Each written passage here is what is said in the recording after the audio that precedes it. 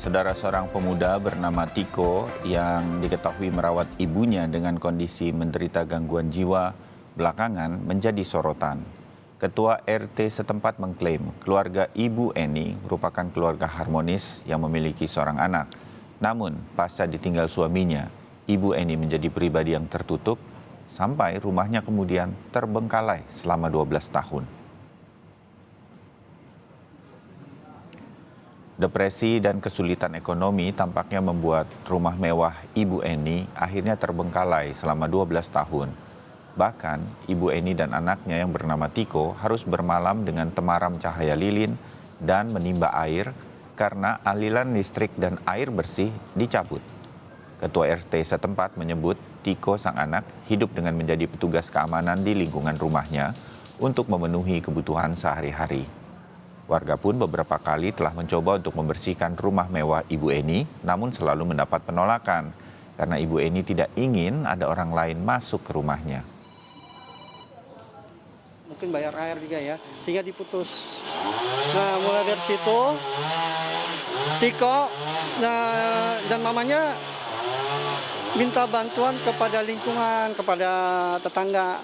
Biasanya dia nulis surat, mohon bantuannya Pak, Bu, untuk sekedar mau beli lilin gitu, karena kalau malam nggak ada lampu mereka pakai lilin. Nah, saya berpikir daripada Tiko keliling, minta sana minta sini, jual sana jual sini, Tiko saya ajak untuk jadi keamanan, membantu saya untuk menjaga lingkungan, sehingga penghasilannya bisa membantu menghidupi Tiko dan mamahnya.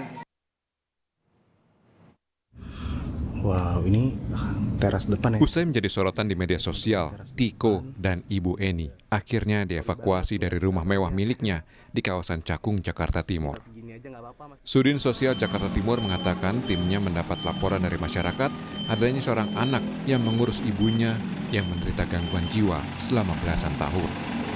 Sang anak awalnya sempat menolak ibunya dievakuasi petugas hingga harus diberikan pengertian oleh petugas. Petugas kemudian membawa Ibu Eni ke Rumah Sakit Durensawit, Jakarta Timur untuk diberikan perawatan intensif. Pulung Mustika Abima alias Tiko diketahui telah belasan tahun merawat ibunya yang menderita ODGJ di rumahnya yang terbengkalai tanpa adanya listrik ataupun air. Untuk kebutuhan sehari-hari seperti memasak dan minum, Tiko biasa membuat tungku api dan menampung air hujan. Kami dari tim reaksi cepat P3S Suku Dinas Sosial menerima laporan dari salah satu YouTuber yang menangani masalah ODGJ, yaitu Mbak Novi Pratiwi. Pada saat itu beliau meminta bantuan kepada tim kami bahwa ada ODGJ di dalam rumah mewah yang kondisinya sangat memprihatinkan di wilayah Kelurahan Jatinegara, Kecamatan Cakung. Saya tentunya tidak mau dibawa, namun saya dan tim bagaimanapun tetap harus kita lakukan penjemputan, bukannya kita paksa, namun ya ini semua demi kebaikan Ibu Eni dan anaknya. Usai dievakuasi, petugas pemadam kebakaran Jakarta Timur menyemprotkan cairan disinfektan di rumah mewah yang dihuni Ibu Eni dan Tiko. Sudin Damkar Jakarta Timur mengatakan penyemprotan disinfektan dilakukan guna mensterilisasi area rumah.